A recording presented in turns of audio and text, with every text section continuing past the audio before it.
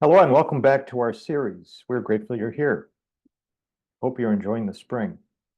This is our last session of the semester. We'll be taking the summer off and coming back to you in September.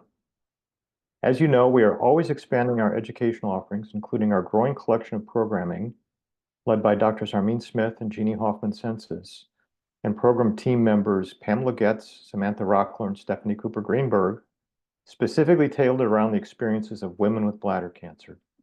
See our website for the next virtual women's group. Additionally, we've been working with our clinical providers to assure our GBCI front door for care is easy to access. We have two email addresses, bladdercancer@jhmi.edu, and a more specific email for upper tract urothelial cancer patients, utuc@jhmi.edu. Before we introduce today's session, I wanted to remind you that you can find our updated programming and useful resources on the web, including a new one-page bladder cancer patient navigation aid designed to help our patients understand the complex relationships between our unique teams and departments across the GBCI. You can download a copy from our website landing page or email us at bladdercancer@jhmi.edu to request this valuable tool. I'm grateful to Stephanie Cooper-Greenberg for editing our latest newsletter, which is available on our website. Or, if you haven't received a copy, reach out to us on bladdercancer@jhmi.edu. While on our site, I encourage you to take a look at our previous Grand Round series that are all viewable through YouTube. Again, more information for all of our programming can be found on our website. Google Greenberg Bladder Cancer Institute. And if we can help you directly, we are only an email away at bladdercancer@jhmi.edu. I'm pleased to introduce our expert today, Dr. Cynthia Boyd. Her focus will be on improving the health and health care of our older adults, many of whom are managing with frailty, mental health issues, and cancer. I'm grateful to our co-founder, Stephanie Cooper-Greenberg, for joining us today to host this most unique conversation with Dr. Boyd. Thank you, Stephanie. Dr. Boyd is the director of the Division of Geriatric Medicine and Gerontology. She holds a joint appointment in Health Policy and Management and Epidemiology at the Johns Hopkins Bloomberg School of Public Health. Dr. Boyd is a core faculty member at the Center for Transformative Geriatric Research, Johns Hopkins Center on Aging and Health, and the Roger C. Lipitz Center for Integrated Healthcare. A former Robert Wood Johnson Physician Faculty Scholar and a Beeson Scholar, Dr. Boyd is trained in internal medicine, geriatric medicine, and epidemiology.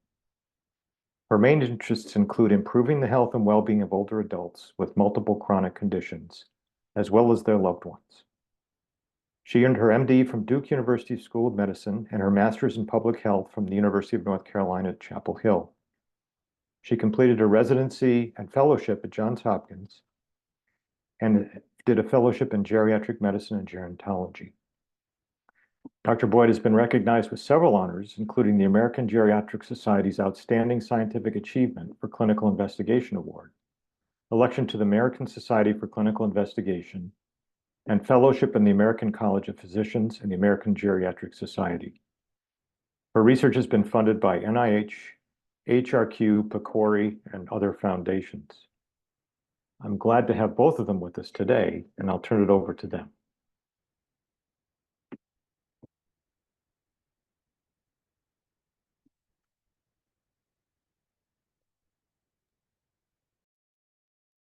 Hello.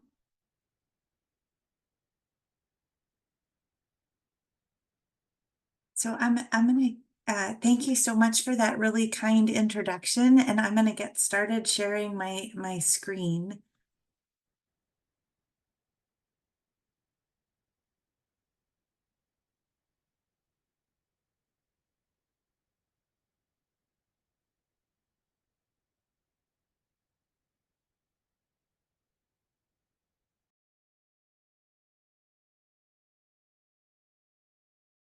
Sorry for the difficulty, everyone. 4 years into the pandemic. I'm sorry, I'm still a tiny bit slow. I'm just trying to share the right version.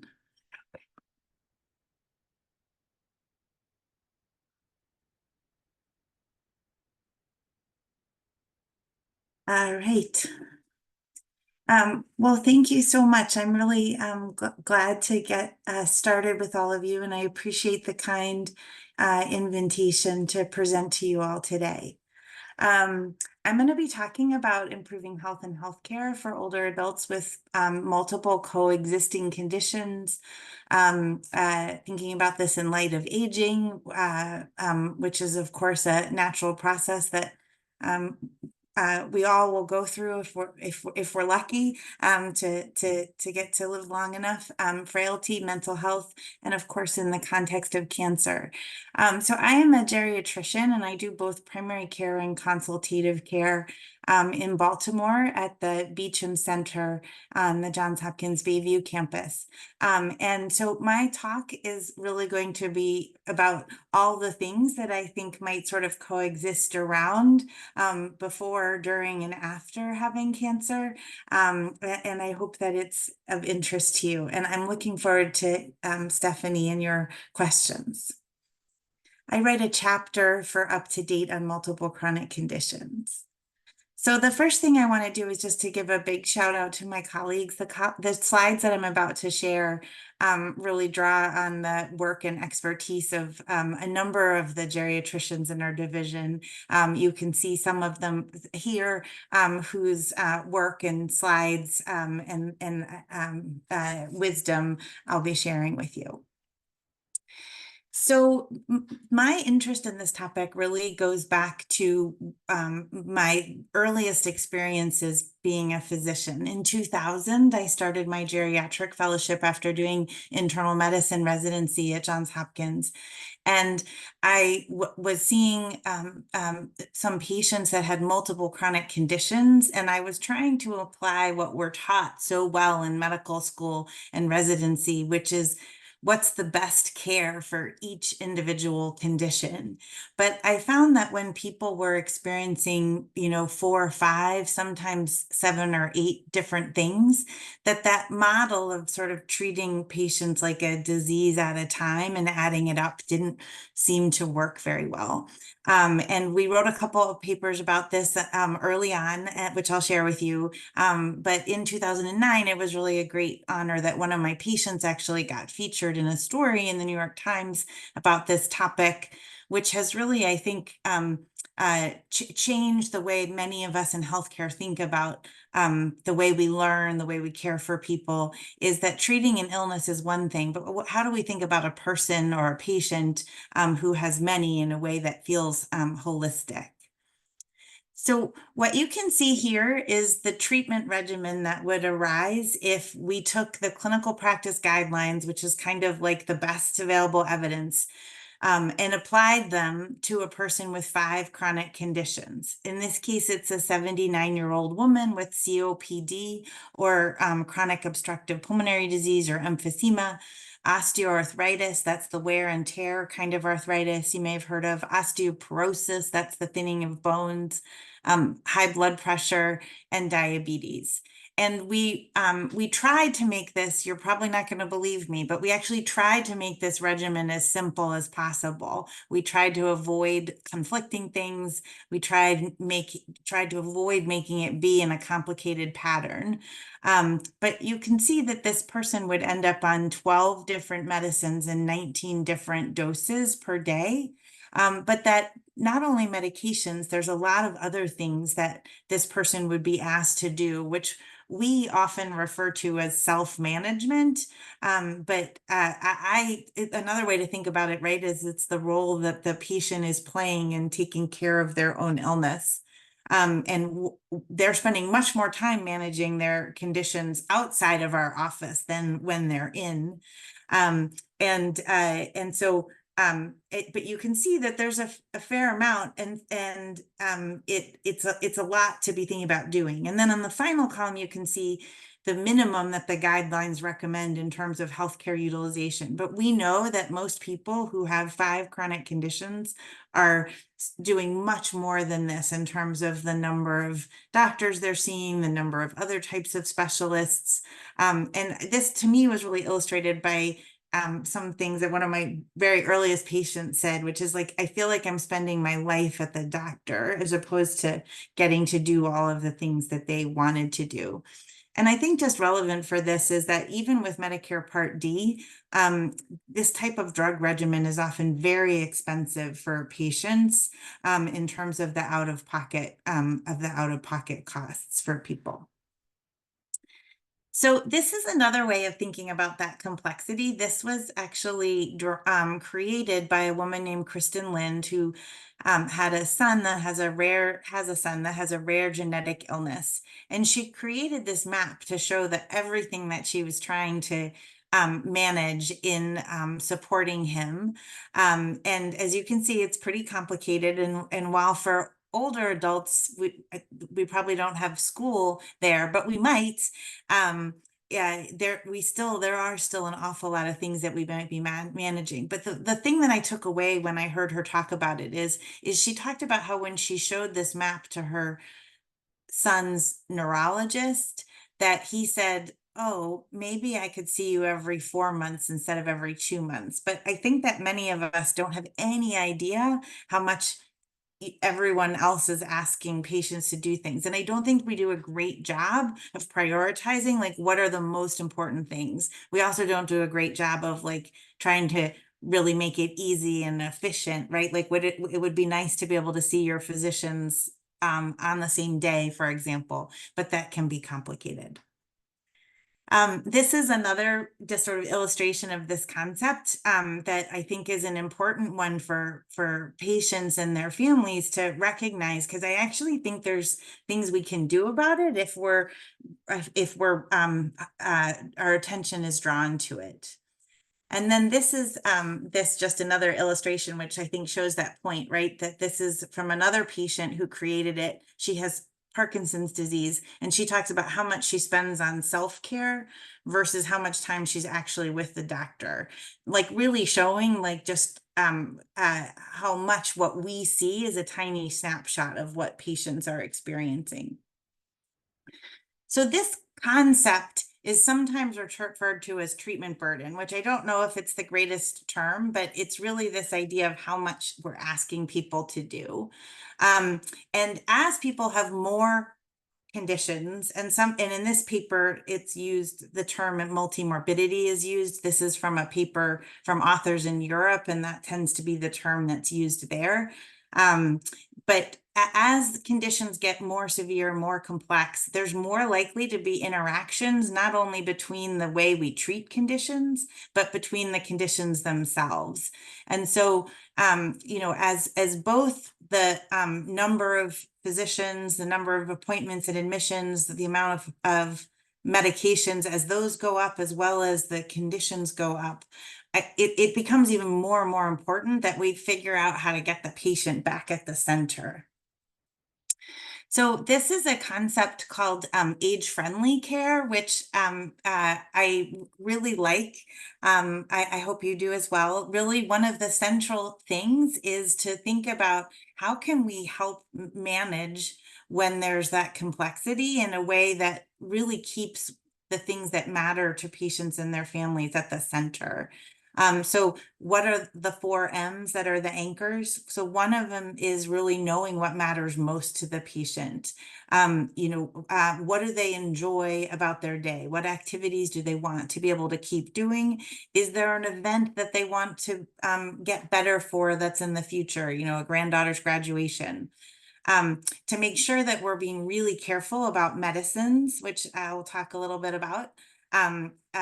To be thinking about mobility, which is basically like understanding, how well people can walk. Can they do the exercise they want? Are they at risk of falling? Really just trying to keep mobility as something that we're keeping front of mind. I don't know how many of your doctors ask you about how well you're walking, how far you're walking, and or whatever activities it is you enjoy, but it's really thinking about that because it's so important for independence. And then finally, mentation, which is both mental health as well as cognitive health. We know from older adults that both of those are really important to people. And so this framework is to think about these as bases, right? And you'll notice none of them are a disease, right? But just trying to think about them in terms of the impact that they have on our patients. So briefly, I'm just going to share that as part of some of our earlier work, one of the things we know is that a lot of times the evidence about safety and how well a drug, for example, works, come from studies that were done on younger people or people who only had that one condition, right? They only had heart failure, or they only had bladder cancer, or they only had, asthma. But we know that many times people have other things, which then makes it important for us to really be thinking and studying, well, how is this going to affect the person in front of me? What can I do to make sure that they do well with whatever treatment that I really think is important? Are there things I could do that would make it better tolerated, right? Like sometimes older patients actually need dose reductions if their kidney function has changed. Oops, sorry about that. So this is just another illustration to show that while most guidelines for your doctors may say, oh, if the person's on this, it may be not a great idea to also put them on that. But in general, a lot of our evidence, and this study was actually repeated about 10 years after our original work, and showed that there'd been a little bit of progress, but we still have ways to go, that unfortunately, the tools at your physician's fingertips may not be ideal for figuring out what to do when people are faced with multiple things. So I like this illustration, which shows polypharmacy. So what's polypharmacy? It's being on multiple medicines. I think this sometimes illustrates what people might feel. And I think it could say that this is the unintended consequence of good healthcare. Sometimes people get on medicines that we really wouldn't have been good for them. But oftentimes people accumulate a lot of medicines because we're trying to do a good job for each of the individual conditions. But the number of medicines one takes matters. So adverse drug reactions, if you're on 2 medicines, you have a 12% chance of having an adverse drug reaction. If you're on 7 or more medicines, there's an 80% chance that there's some sort of an interaction or a reaction that, it may not be super serious. Sometimes they are, but that may give you new side effects, may end you up in the emergency room if your blood sugar goes too low or your blood pressure is too low, just as some examples. Transitions means if you're coming out of the hospital back home, that's a risky time. Like the doctors in the hospital have sort of one idea of how you're doing and what medicines you need. But then you go back home and it could be that something you were on at home hadn't gotten into the record of the hospital, and they've added something new that's then going to interact. And so generally what we like to think is that as we add medicines, we want to rock the boat slowly. And similarly, as we try to take them away, we want to be careful. There was an article in the New York Times called in the new old age column, looking to tackle prescription overload. I'm going to tell you a little bit more about the patient who was featured in it, who's was the patient of one of my colleagues. So these are some of the drugs that definitely sometimes people need them. Like if you're on one of these medicines, you absolutely should keep taking them until you talk to your doctor. I'm in no ways trying to deter people for that. But sometimes, as just one example, oral hypoglycemics, as our bodies change and our kidney function changes, we may need a different dose of those as we grow older, or we may want to switch to another one. And so that's an example of something where like you would want to be having a conversation with your provider, your doctor, about what's best for you, and has your body changed over time. If you leave with one thing today, I think it would be to come to your doctor with an accurate list, or even bring the medicines with you. And if you don't know what they all are for, ask them. And to ask the question of, could we just take a look at these and make sure I still need all of them and at the same dose? So this patient that was featured in the story was 93 and a retired crossing guard. She had the conditions that you see here. And when my colleague first met her, and her story was shared in the New York Times, so we have permission to share it with you. She was unable to answer questions or stand without assistance, and her cognition was a 3 out of 30, which is 30 out of 30 is normal. This picture on the right is after she got significantly improved, but we didn't have a picture of that, but just kind of wanted to illustrate that she's got a really loving family member who's a caregiver, really trying to help her live as fully as she can. So these were her medicines when my colleague met her, and I'm not expecting all of you to know what they all are, but just to note, oh, I thought I had one where it highlighted them. There's a number of medicines here that might actually be contributing to the slowness and the cognition and the difficulty standing up, and I'll show you a little bit more about it. And you can see a pretty typical box here on the right for a patient that's on lots of meds. So when people are on multiple medicines or polypharmacy, we know that it gets harder for people to take them all. That's adherence. People are more likely to fall. They're more likely to have urinary incontinence. They're more likely to feel like that sense of I'm too many medicines, or I'm spending my life at the doctor, and that they're more likely to have functional decline and cognitive impairment. And so one quote is, the cure may have become the disease. And I should just say that sometimes we treat a side effect of a medicine with another medicine inadvertently. That's called a prescribing cascade. And I think it's just again an opportunity where we can, if we're thoughtful, and this slide illustrates it, this concept of medication stewardship, we can try to really keep people on the right things. So this is the concept, right? Is that there's, for each medicine or thing you're doing, there's going to be potential for benefit, and then there's potential for harm. And we have to kind of weigh these things. I think a really important thing though is it's not cookbook. Like, we have to really know what matters to people, and how bothersome the symptoms are. A symptom that's really bothersome to me might not be bothersome to someone else if it's a side effect of a medicine. And so that patient voice is really important for thinking about that balance. So we want to make sure that we're always looking to see, is benefit going to outweigh harm? And that we want to really be thinking about the goals or the outcomes that matter to people. And that's not always going to perfectly match what's in the guideline. We have to think about each one in the context of everything else, and we have to be willing to monitor or reevaluate, right? Like, if I have a patient try a lower dose of something, I always really set a time where we're going to reevaluate how that's going, and that they can let me know. And obviously, I hope it's clear that patients and caregivers should be involved. But sometimes what we need to do is taper or stop things. So oops, I'm sorry. So deprescribing really is the process of with a provider, could be a physician, it could be a physician assistant, could be a pharmacist, but definitely with a healthcare provider, of trying to decrease the dose, or substituting something that's less harmful, with the goal of improving quality of life and outcomes that matter.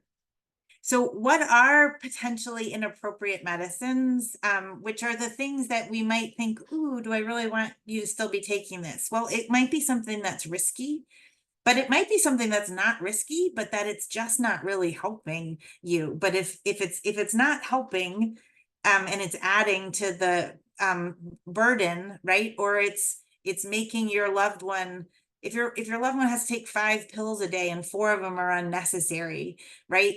And having to take 5 means that they forget or decide not to take all of them. It would be so much better to be like, no, this is the 1 or 2 that we really think are most important. And then obviously not aligned with goals. So how do we decide which medicines to think about? And I won't go into these medicines in detail, but one of the things we always think of, and especially for this patient, is what's increasing the risk of confusion, falls, or other drug interactions. So we've highlighted some that for this patient, they may be absolutely the right medicines for you. I just, again, want to be clear about that. But in her, we're likely contributing to how she was doing when we met her. Some other things we ask is, what are all each of them for? It will surprise you that sometimes medicines end up on a list and you can ask a couple people and people are not sure. And so the first thing you have to do is do a little digging and figure it out. But sometimes those are medicines where thoughtfully you can with a provider stop taking them. Are there safer alternatives? Is there a medicine that she needs on there, but that there might be something that's safer for her? And ultimately, what matters most to her, and in this case, her family, because she was, really struggling when we met her.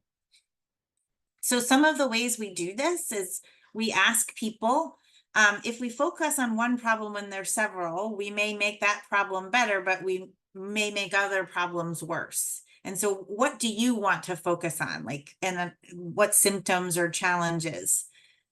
Who or what makes you happy? Are there milestones or travel plans in the next 6 months?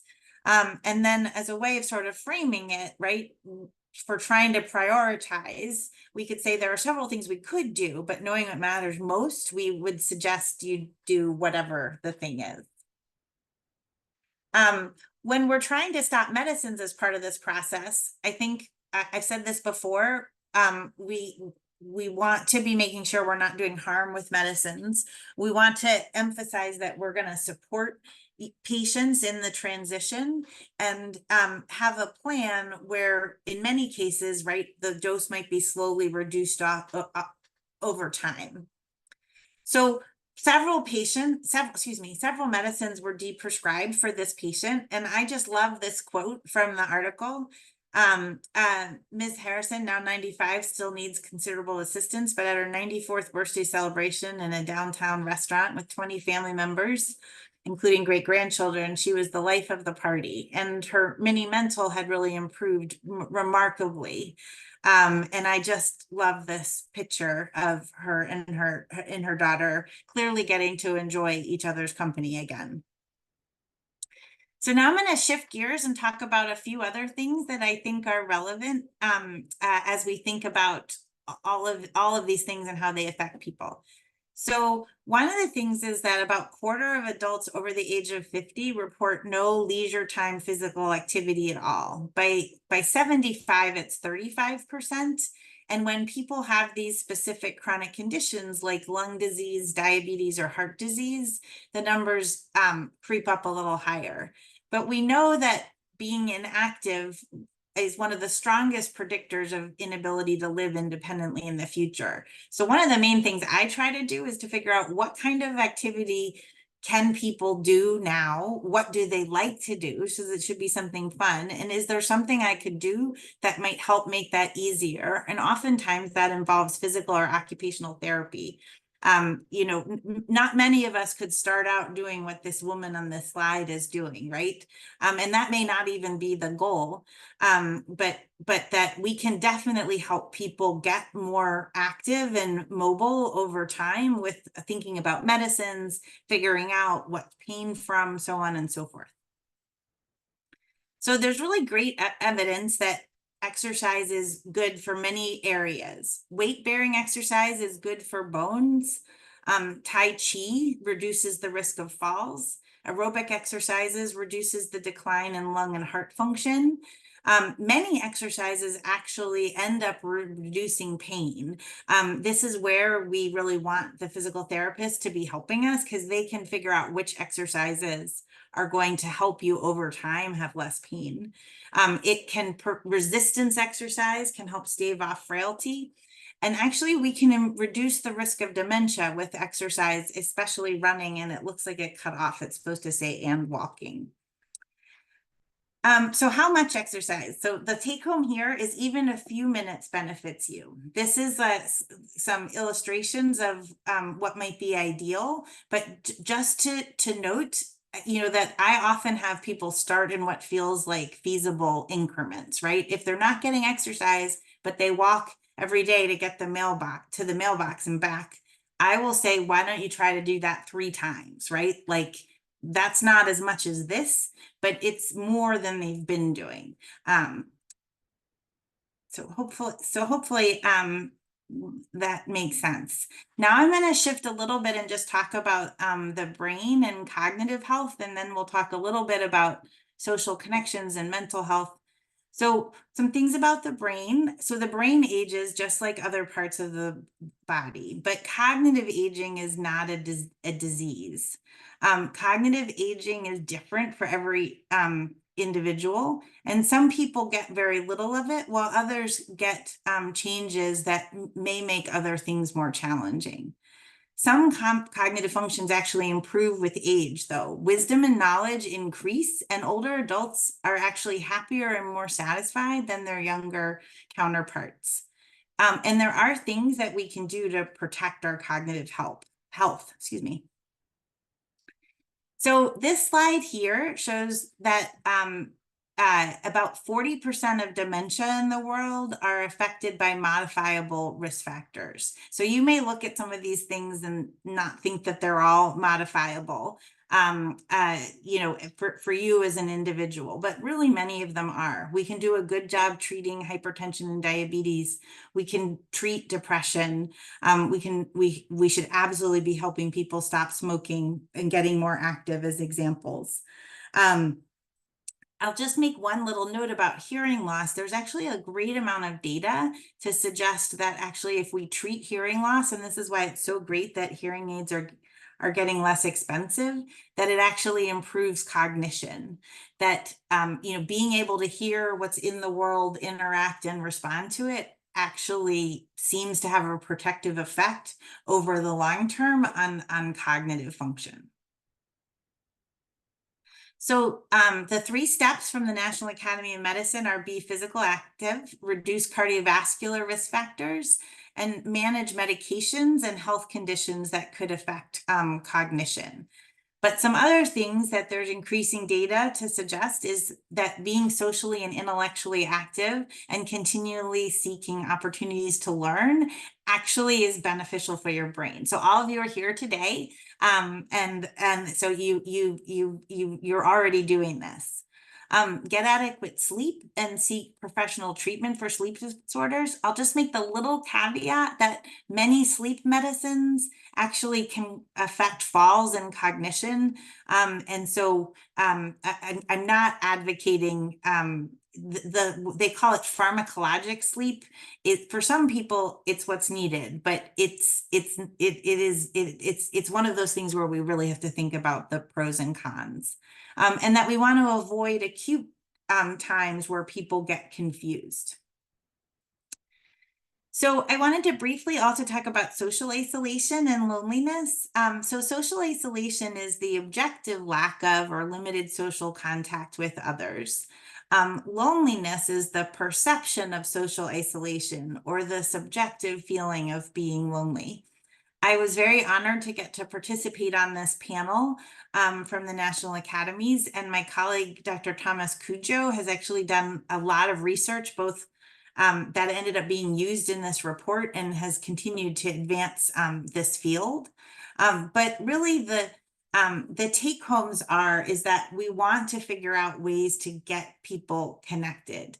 So not just being physically active, but figuring out how to be socially active actually has been shown in multiple ways to be good for our health.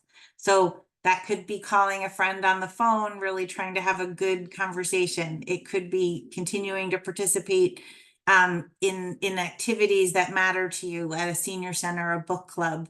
But that really trying to figure out the ways that we stay connected with each other actually is good, not only for our brains, but it's actually been shown to be good for cardiovascular health as well as function. And one of the ways that people have talked about doing this as people are getting older is that thinking about the reason to get up in the morning, it is, and making sure that we're finding and supporting our loved ones in finding those activities is really important. This was an example showing that when older adults volunteered in Baltimore City schools through this program called Experience Corps, not only did the students' outcomes get better, but the outcomes of the older adults were better. So I think this is my last slide or two, so hopefully we'll have time for some questions. I wanted to just talk a little bit about ageism and aging self-stereotypes.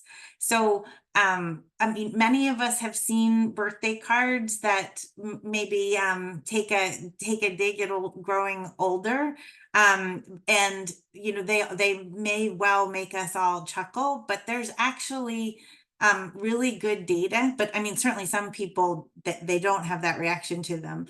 But I think the key take home is seeing those kinds of things and then believing them yourself actually has worse outcomes. So people who have positive beliefs about aging actually engage in more preventive care and are more likely to be alive 7.5 years later than people measured at the first point in time who are more negative about aging. And this is adjusting for people's difference in health status to begin with.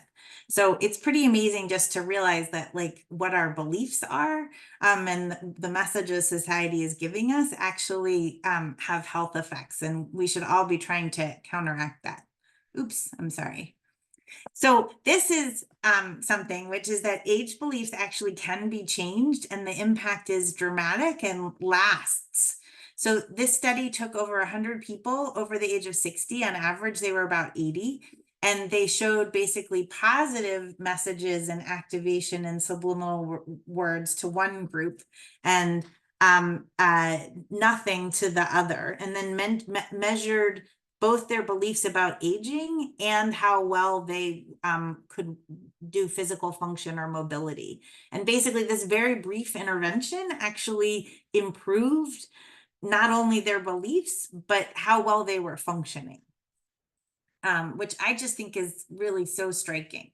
So here's one of my pictures to show that there's still many things that we can learn to do, contribute, we can get stronger. I really do think there's, and having that mindset and really trying to build that mindset is actually good for you. So you all probably all could think of a few others, but here are some of the gifts that have been written about getting older. So wisdom, judgment, experience, perspective, being better at emotional regulation, being able to see the big picture and really synthesize things, being creativity. There was an article in the, I think it was in the Baltimore Banner, about a person who's built all this amazing artwork. I think he was in his 80s or 90s. That's now going to be at the Visionary Art Museum here in Baltimore. That had not been an artist his whole life. So just some examples that I hope will inspire you. So the bottom lines are don't take too many pills, but change them in conjunction with your doctor. Exercise, take sleep seriously. We want to grow our brain in healthy ways, that staying connected with each other matters, and working to improve our own beliefs about aging actually has health benefits. So I will stop there.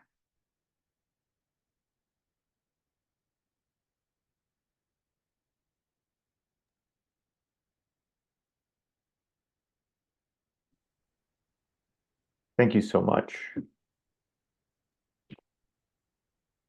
Hi, Dr. Boyd, it's Stephanie. That was so fantastic. I have a lot of questions for you. And Great. You make it seem, if every human who experiences, over age 70 could have a physician like you, I think we'd be a better planet. So you've been so thoughtful and so deliberate about thinking through the patient experience. We're not even really talking about a patient with bladder cancer. We're just talking about yes, aging and other things that come along with aging. You know, you mentioned cardiac, heart, sleep. You mentioned other issues, diabetes, other asthma, you know, other things that come along in our long lives. How can a patient who has several things going on, and maybe on top of it all, a diagnosis of bladder cancer, who is not seen by you, what tips do you give them or their caregiver to ask the right questions and to sort of, maybe demand is too strong, but demand sort of a comprehensive look at the whole person? Um, in the context of bladder cancer, it's so intense, and it's a very it's very treated. So you're in for periods of time. You're very in touch with your urologist. The checkups are frequent. The treatments are difficult, depending on what stage you are. And oftentimes, I can say this from my own husband's experience. You know, all you thought about at that appointment was bladder cancer, and then all of a sudden there was like all these other things going on too, that you never sort of got to, like, how does this work with the other stuff that I'm dealing with as an older person? What advice would you give patients who don't have the benefit of you? They do have the benefit of your talk, now memorialized forever on our website, and it was fantastic, to ask or compel their care team, which means it's a big team, maybe not so coordinated, to sort of make sure that at minimum the medications aren't working against each other or causing falls, or, you know, lack of sleep. Bladder cancer patients, on the by the way, suffer from a lot of sleep deficits, because their bladders tend to be, I can say this, you know, very active, and so sleep is hard unless, you know, as you go along. What advice would you give to sort of compel your medical team to look at the whole you? Yeah, I think that's a great question. And I definitely think one of the number one things would be to figure out a system where you're keeping an accurate list, or you're doing it for your family member, of what the medicines are. And that when someone's starting something new, right? That you're saying, could you just take a look and make sure that this isn't going to affect anything on here? Many times you can do that when you check in for an appointment. Sometimes you can do it on my chart in advance. My chart is not always easy for people, and I would definitely say, if it's not, just, bring the list kind of with you, but really being sort of prepared to ask that question. Just for an example, right? Some treatments for cancer may make people really not want to eat, like they feel nauseous, just for an example, right? Which is a time that if people are losing weight or getting a little dehydrated, that they may actually need less of their blood pressure medicines or less of their diabetes Oh, medicines. wow. So it's just important to be thinking about that, so that you're asking the question, like, okay, if my loved one doesn't eat for 24 hours, should I still give her these 3 meds? Do you know what I mean? Should I still give her these 3 medicines, or how would I make a judgment about that?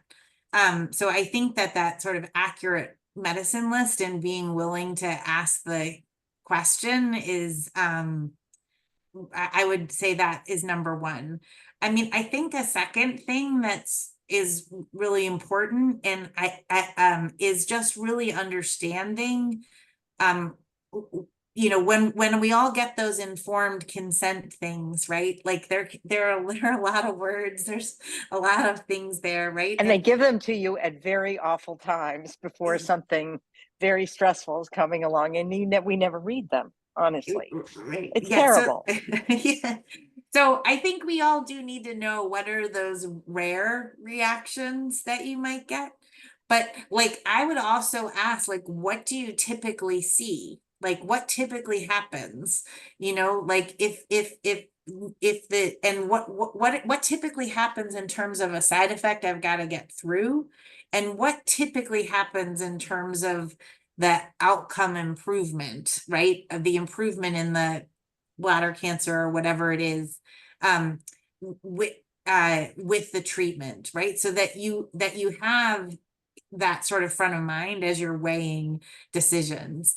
And I think sort of being upfront about what you like to do and what matters to you to either be able to keep doing, or that your goal is to be able to get back to doing that again. So when I was in medical school, there was actually a vascular surgeon who the first thing he used to ask his patients was, how do you spend your days? And then like, and how do you want to be spending your days? And so and he was brilliant, and he was so smart. He was definitely like ahead of his time. But I think being willing to just say that, like be willing to say what's important to you. Like, I want to be able to get back to doing this, or I need to be able to keep taking my dog to the backyard, like, whatever it is. But just because I think sometimes our system does not design us to be keeping those things front and center, but they really should be kind of the anchor that everyone is guided by. Sometimes I think patients in general are afraid to ask questions or afraid to offer information that gives more of a sense of the whole person. My goals are. So I guess I'm asking kind of a softball question here. Patients have every right to say what matters to them, even though they perhaps may not be asked that question, if ever. And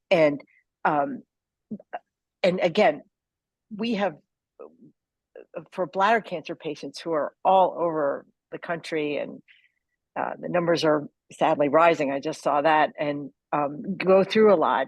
They also don't often have the benefit of what I would call it a benefit of an academic medical center that sort of tends to take a more comprehensive view of things. Maybe when they see you, you also are very keen about, diabetes and heart. And when you're in a different part of the country, you see your oncologist, and then you see next week you go to so many appointments. That's what we hear all the time. So it's not coordinated care. So having a list of medications that you just sort of, yes, they ask, but do they read it? I don't know. Have it and say, does anything conflicting with something else, is a really good idea to get started, I imagine. What about the role of pharmacists, your local pharmacist, who you probably see more than your physician? They're a great resource, isn't that true? Absolutely. Yes. No, I would say that anyone who has built a relationship with a local pharmacist, I would definitely say that's a tremendous resource. I think sometimes when people get things from mail order, it doesn't always end up feeling like that personal. Do you know what I mean? That you could just know, oh, let me ask when I go to pick up. Like, but many of the uh increasing number of clinics actually will have an affiliated pharmacist that may not see every patient, but that is actually something that you could ask, right? Like, hey, like, I feel like I'm taking a lot of medicines. I'm worried about side effects. Like, do you have a pharmacist that works in your practice? Or is there one that's affiliated with the, in any way, the clinic? Or if you have a pharmacist from your community that you have a relationship with. I think it's actually really a tremendous research, and a lot of the good research around polypharmacy and medication stewardship and deprescribing actually has been built on having a pharmacist as part of that team. Mm-hmm. Now about the role of the caregiver. They Yeah. play an exceptionally important role, and it's a hard role at times. At what point, difficult question, no, let's go back to bladder cancer. It's very intense. First of all, Mhm. most people have never heard of it, and all of a sudden they have this awful thing, and it's a mystery. There's also quite stigmatized for some reason, which we are trying to change, because it's the bladder and it's urine. I don't know. We talk about prostate cancer all the time, and we talk about breast cancer all the time, not to malign those, but like, oh, bladder cancer, we can't talk about that. So the treatments are fairly rigorous. The follow-up is very rigorous. You'll see your urologist and perhaps oncologist for a concentrated period of time. You'll be given standard practice for non-muscle invasive is BCG. It's can be quite nasty. It's exhausting. It's irritating. For older, this is hard to quantify this question, but you go through cancer treatments, whether it's bladder or breast, or you have chemotherapy, you have a surgery. Do you see your patients recovering to where they were, or is there typically statistically more of a decline in their abilities after they've gone through a sort of major significant cancer experience? When there's a time when there's treatments, and there are times when you sort of get a break or they stop. What is the crystal ball in terms of longevity after a cancer diagnosis? In particular, bladder is a tough one. It's very, very tough. I mean, I'm definitely not a bladder cancer expert, but the thing that I would say is that I do think that there's variability, right? That I think it's very hard to make a broad generalization about it. I think, you know, some of the things that I tell my patients, right, is so let just go back to the mailbox example, right? When it's exhausting and you're in the thick of it and you really feel awful, but then there's a period when you're like doing a little bit better. One of the things that I tell my patient is like, look, I know you used to walk 3 miles a day, but let's get you doing 2,000 steps or to the mailbox and back, because doing that when you feel good actually helps build the resilience for the next.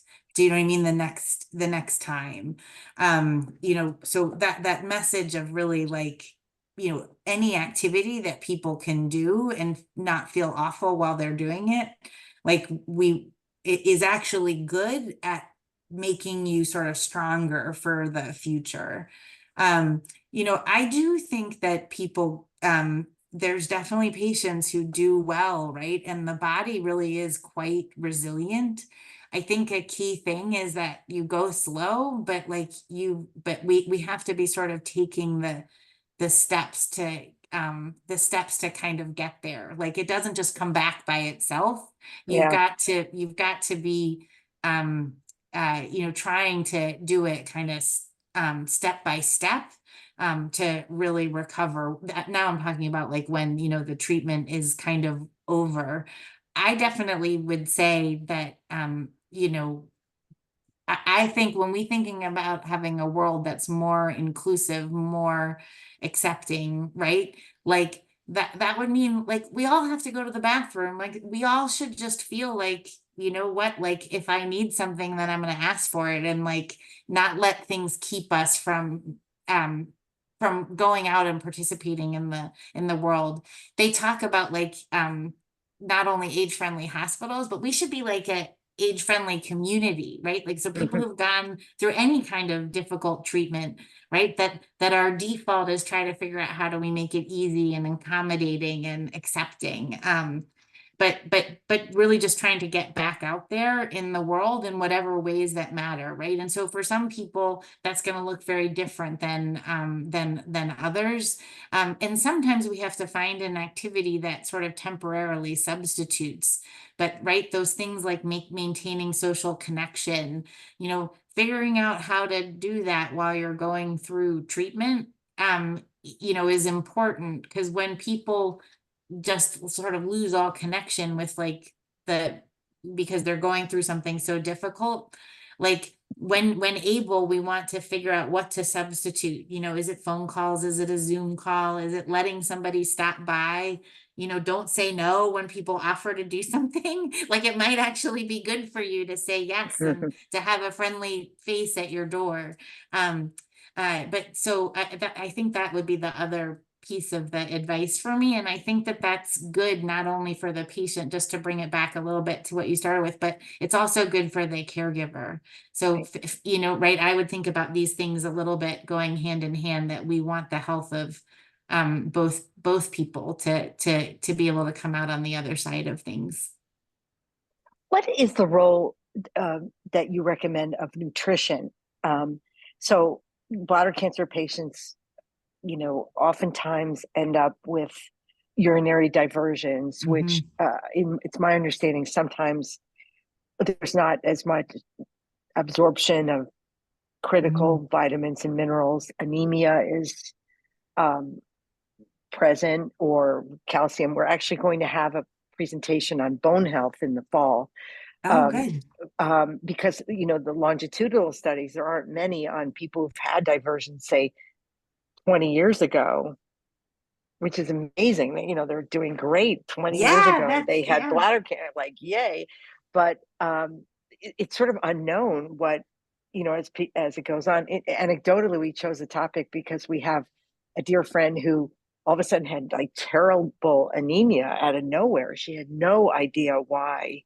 She was short of breath, and she's just this incredible human being, active, amazingly young at heart and young in spirit. And it turns out she was anemic because there's a suspicion that, you know, she's not absorbing as many minerals and vitamins, like because of this urinary diversion, which affects the digestive system. What um, role does nutrition play in when you counsel patients to sort of lead healthy, deprescribed, active lives? What I, I know you're going to say fruits and vegetables, but go ahead and say it. I I And am also gonna, appetite. Appetite yeah. is a huge problem with bladder patients after surgeries and after treatments, because they're just not hungry. What do you do to sort of encourage someone that food can be medicine? Yeah. So you're right about fruits and vegetables. I would say one of the key things is small, when people really don't have a great appetite. So small meals 5 times a day, you may actually get more calories into people than, like, do you know what I mean? Like having 4 bites of a big dinner, right? Like it could be that you just want to try to have it multiple, you know, like the thought of like spoiling appetite, right? Like if all you can get down is 4 or 5 bites, you probably could do that 3 hours earlier and do it now. Like the 3 hour mid-afternoon snack, like you can tell like I'm still in that I still have a kid, right? Like the idea that's going to ruin dinner, like if people's appetite is really bad, like it's actually the opposite. We end up getting more calories into people if they have small um uh uh healthy food, you know, more times a day. And so like Yeah. you know, and so sometimes when you're really going through things, right, like what we might tell people to eat might look a little different than, you know, when they're out, you know, back walking, you know, 2 miles a day, Mhm. right? Like what we'll tell people to eat. If the only thing that looks good to your loved one is a milkshake, like get a milkshake, but I might try to figure out, like, could we get some protein in there? You know, could we add a banana to it? You know, but like, Mhm. you know, so a little bit, it depends where people are. But I think when there's really that loss of appetite, small meals that are something that people like, that have a you know, a decent amount of calories to them, is important. You know, I definitely would say that the other pieces, right, that I tell my patients is balance. Um, and you know, fruits and vegetables, one of the reason that that's great is it can really help with constipation. Oh You know, a yeah. lot of medicines cause constipation. You know, when people are going through surgery, like they can end up with constipation. It sounds like, you know, with the diversion, sometimes that's not what happens, but what you actually eat can really actually affect how much medicines you need. I think the other thing, I mean, that I would say is, you know, just like, it- you know, like I wouldn't want someone to have McDonald's like every day, right? Like, but like if it's your birthday, like have a piece of birthday cake. Do you know what I Right. mean? Eat ice cream. Yeah. Yeah. You know, but, and I would definitely say that the like the balance, like the lean meats. One other thing I'll just say about bone health, not to preempt whoever is coming, but we actually know that the body better absorbs calcium when it's in food than when it's with pills. So, you know, trying to make sure that the diet has a reasonable amount of calcium in it actually is good for bones. And the pill is not better than food. I mean, sometimes we need to use the pill, but the body actually absorbs more of some of these nutrients if we're getting it through you know, food that we're eating. Right. So this has been fantastic. We wish you were all our doctors because you really have thought just an incredibly nuanced, careful, sort of comprehensive look at all aspects of our lives. This is a hard one. I think I'd like you to comment. You mentioned so many of the gifts of getting older that often are neglected. And I took a picture, you know, perspective, wisdom, judgment, experience, social values, etc., creativity. How do you counsel a patient? And this is hard for our bladder cancer patients, and I'm asking for a reason to give some hope. How do you counsel when a patient really has just despair? They're just exhausted and tired of being poked and prodded and having so many medications and so many doctor visits. I don't think the doctor visits would be to you, but they would be out there in general. It's common to say all I do is go to doctors. What do you say to your patients who are feeling a little low about getting older and, you know, having so much of a medical onslaught? How do you help um, counsel them? Yeah. Some people that I think would really benefit, right, from mental health care, right? Like getting to talk to a counselor, getting to sort of work through all that you're sort of going through. And that could be one-on-one, it could be in a group, right? But, you know, like just sharing with others, actually there is benefit. And so, you know, for the people who are, you know, really feeling that way, if I was their physician, I'd want to be exploring with them, with their family member, like, you know, is there something we could find that would give them support through those difficult times. I think that, you know, because obviously it's a spectrum, right? But I think also figuring out how to notice things. Uh, I probably could give you a suggestion or two for future speakers, but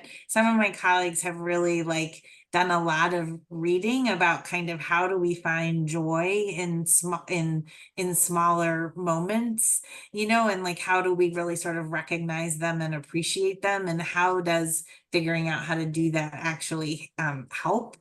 I mean, I think remembering that, right? Like you know, the treatment does not go on for, at least as I understand it, it's a period of time, and then Correct. it's gonna evolve or change or stop.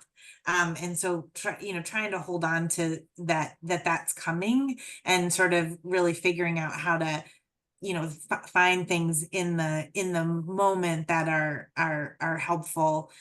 This is, my mom did not have bladder cancer, but just as an example, you know, my mom, who has since now passed away, she got really tremendous joy by getting to see videos I had taken of my kids. You know, as she could get out more, right? Like she would much rather watch a video of her grandchildren than like watch the television. Do you know what I mean? Like, and so Yeah. like we set up like so that it was like just like a simple push button. They have all sorts of new gadgets, and I'm not a very tech person, right? Where like you can even remotely be changing like what's on a screen, like just sort of Mhm. an example of that, like, you know,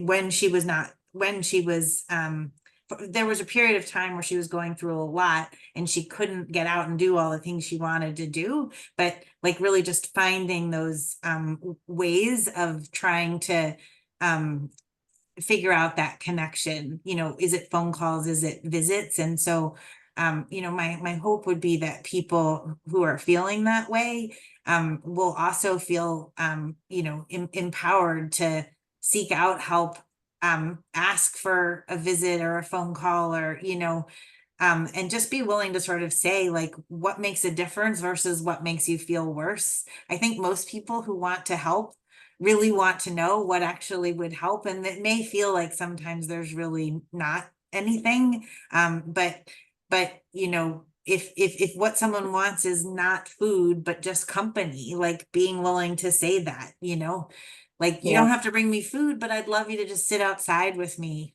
you know, for a half hour. And especially now it's spring. Hopefully it's spring where most people are. Well, these are wise words, because you anecdotally experience this with your patients. They've had moments of despair. Certainly our bladder cancer patients, every single one goes through it. It's super tough, but I guess the message is you can get through it and find you are wise, and you have gifts as a person who's maybe over the age of 20 and Oh, goodness. certainly like, and that those skills come in handy, and that there's a lot to live for. Thank you, Dr. Boyd, for this really wonderful conversation. We learned a lot of tips from you today, and we just hope that everyone out there could have a physician like you, or are empowered to be a great one of your patients, to sort of ask the right questions and make sure that all the things going on are coordinated and working to treat the whole person. Thank you again for this wonderful talk. Our next talk for the women's program, by the way, is on June 18th. And it's for our women's bladder cancer program.